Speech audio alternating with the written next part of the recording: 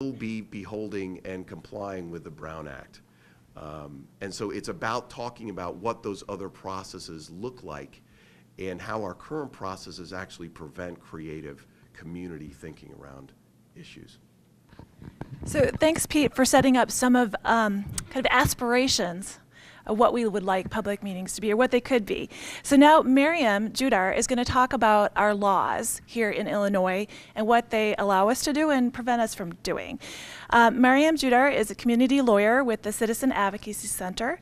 She speaks out against policies that deteriorate the fabric of our democracy and has been active in reforming the Illinois Open Meetings Act.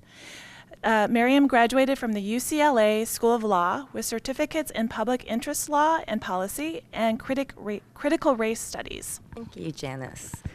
All right, so I wanted to share our experiences at Citizen Advocacy Center with respect to the legal infrastructure of public participation, and tell you a little bit about the barriers and limitations that exist in Illinois law. So some of the themes have already been raised. Terry and Pete mentioned some of these. I mean, one of the themes of this morning's session is that our laws are inadequate because they're passive and reactionary, and of course that's also true in Illinois with respect to our Open Meetings Act and our Freedom of Information Act. We've talked a little bit about how our public officials don't embrace civic engagement in the way that we might like them, and of course that part of that might be due to the system that we have in place that sets up this adversarial situation where it's no one's fault, it's the process that Pete mentioned. And certainly the lack of civic education is not only something that the public suffers from, but public officials also. So they don't have the same kind of knowledge that we expect the public to have with respect to, what is the role of the citizen in democracy, and how can that role be fleshed out to the benefit of our community so that we have effective participation. And also, we've mentioned a little bit about how our laws are limited just by virtue of what's in the laws. And for example, just like the way that we define certain things in our laws. So I'm going to go over those themes and also legislative backlash, which is part and parcel, I think, of those poor attitudes and poor civic education that we all have. So I'll mention all of these. So the laws that are implicated here are certainly our state laws. So we talked a little bit about Open Meetings Act and the Freedom of Information Act. There's also source for public participation in our Illinois Municipal Code that also is lacking in terms of being a little bit more passive and reactionary by virtue of the public hearings. And then we also have constitutional sources for public participation.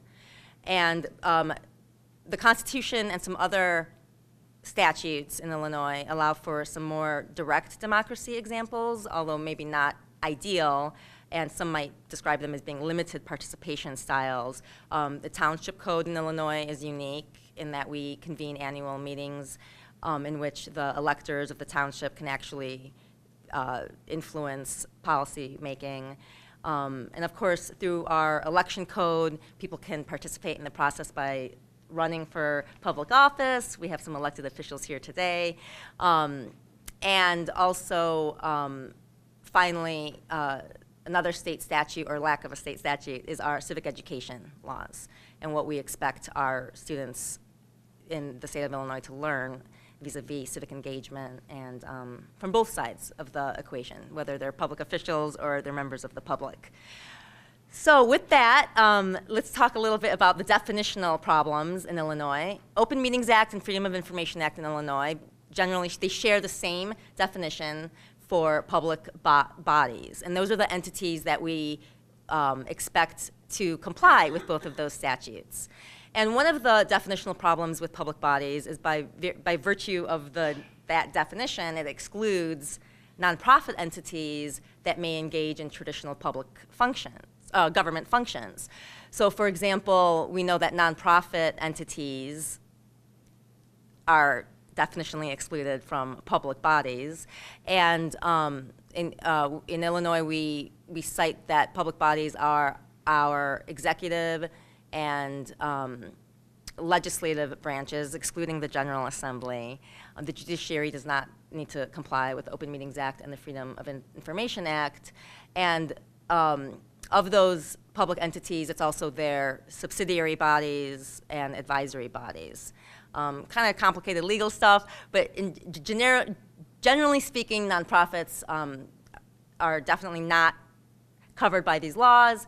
And we know that in our experience when working with a lot of community groups who would like to affect the economic development projects in their communities, those nonprofit development corporations that are springing up to do traditional government work to help the economic development of our communities, those entities in Illinois are not covered by the Open Meetings Act or the Freedom of Information Act, and that's very problematic, highly problematic from the perspective of the public, if not the public officials.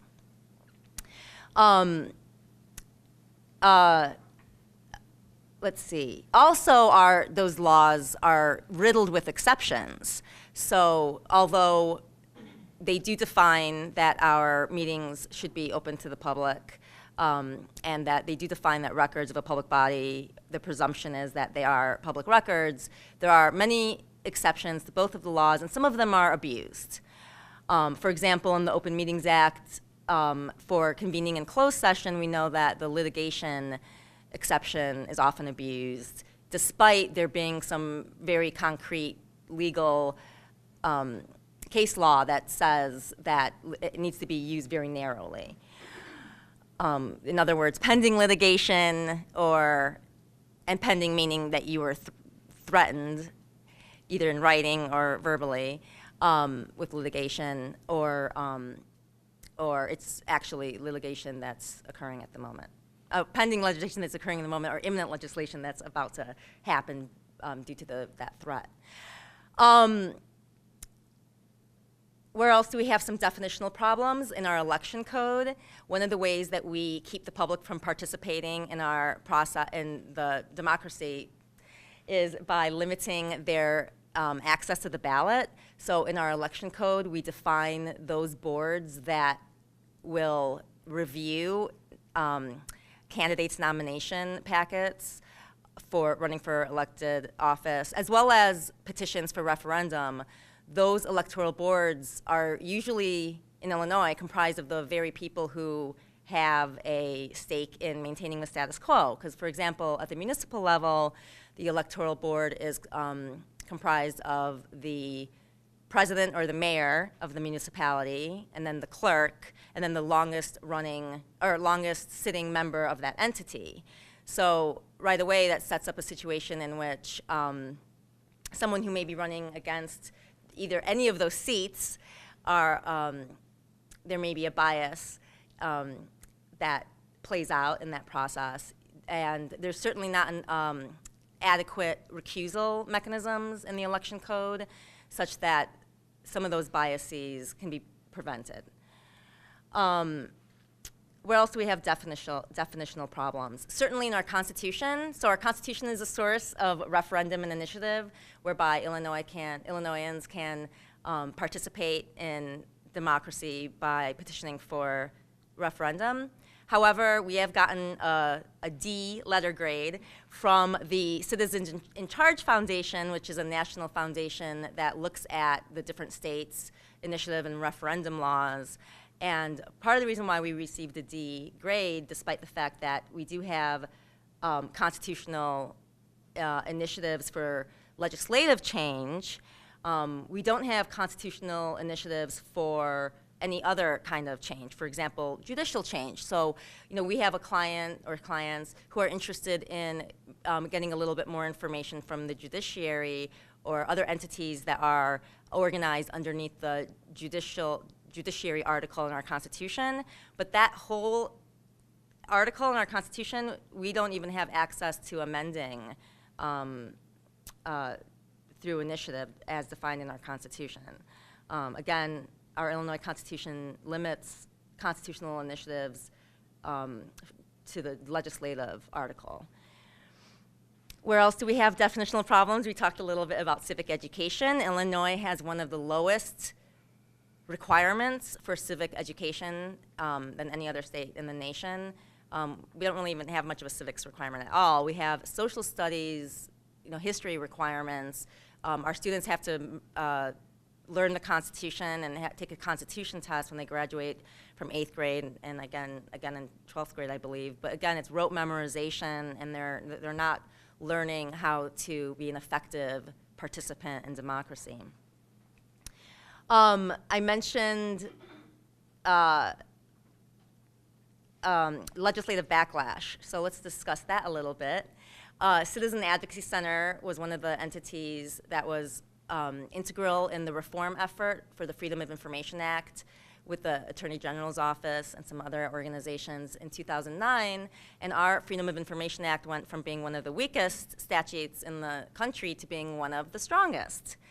However, immediately after enactment, January 1st, 2010, we saw some legislative backlash. So, for example, more exceptions were passed.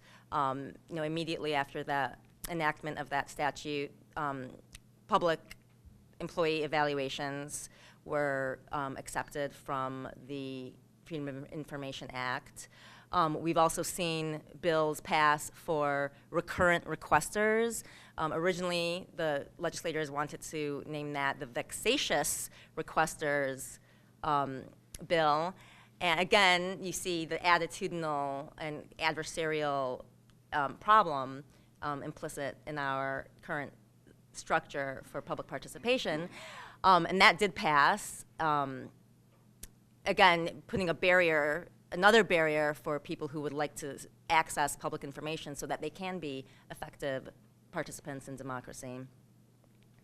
And recently, unfortunately, we saw that the Illinois Supreme Court has limited requests for records from out-of-state requesters. The state of Virginia had the state of Virginia and a few other states have provisions in their Public Records Request Acts that do not allow folks from outside of the state from accessing those records, unless, of course, they are able to access those records from someone who requests those records from within the state. So that has been upheld by the Supreme Court, and what we fear is a more legislative backlash to do the same in Illinois.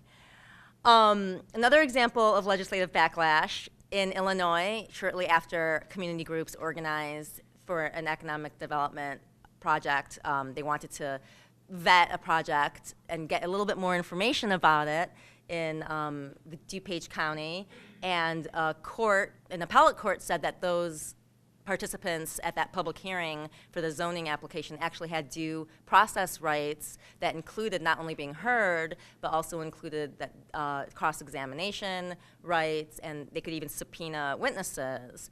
Shortly after the appellate court held that these individuals at public hearings have those rights, the legislator went and amended the statute to limit the due process rights of Illinois participants at public hearings. So another example of perhaps attitudinal issues with public participation that could be ameliorated by better civic education standards in our state. Another example of a attitudinal problem in the township setting is that Illinois is unique because we allow our township electors to attend township annual meetings and affect public policy making directly. And what we have seen is that on occasion, some of the township trustees will prevent items from being placed on the agenda, which the electors have a right to do through petitioning, and it's purely an administrative process of checking to see that they've gotten the signatures from elected township electors in the township. We'll see that there's a there's an inhibition on the part of some township trustees from putting some questions, especially if it affects their let's say, their benefits. They will not put those items on the agenda despite the directive to do so in our statutes. And then, of course, when, let's say, there is a adequate petition, they might try to postpone that from coming forth at the annual township agenda, and instead having to convene a special meeting of the annual township, which our township code actually allows for, we found. And at that special annual township meeting, there's just not the turnout that you would see at the annual township meeting. So again, playing with the rules such that to limit public participation and to limit that the public's effective participation in the government decision-making process. So I'm going to move on for more inspiration to Matt Leighninger, who's going to talk about his Deliberative Democracy Consortium project on developing model state and local public participation laws. Matt is Executive Director of the Deliberative Democracy Consortium, an umbrella group that includes the major organizations in the field of deliberation and citizen involvement. He's also Senior Associate of Everyday Democracy and author of The Next Form of Democracy, How Expert Rule is Giving Way to Shared Governance and Why Politics Will Never Be the Same. Sounds very fancy to be the executive director of the Deliberative Democracy Consortium, but I must also admit to you that I am the only staff, so I executively direct myself. But I've been doing this kind of work for, 20 years now, and so there's some core principles of this good public engagement work which correspond to some of the weaknesses that we've been talking about here that make it, make public officials and other people kind of appreciate this kind of stuff. And the core principles that have kind of emerged from this kind of grassroots deliberative kind of work are several things. One, proactive network-based recruitment. So you're not just kind of calling the meeting and hoping people show up. You're actually kind of beating the bushes, figuring out what networks of people are in your community, and figuring out what people in those networks can recruit other people they already know. So you're trying to get this kind of diverse, critical mass of voices involved in whatever you're doing. Second kind of key thing that seems to work is giving people a chance to talk in small groups, or spend most of their time in small groups talking about why they care about the issue, their experiences, looking at a range of different views or options about what ought to be done about a particular issue, setting their own ground rules, having a facilitator there like you mentioned before. So creating a much more intimate, less tense, informed, deliberative kind of setting where people can talk about the things that they care about. Another kind of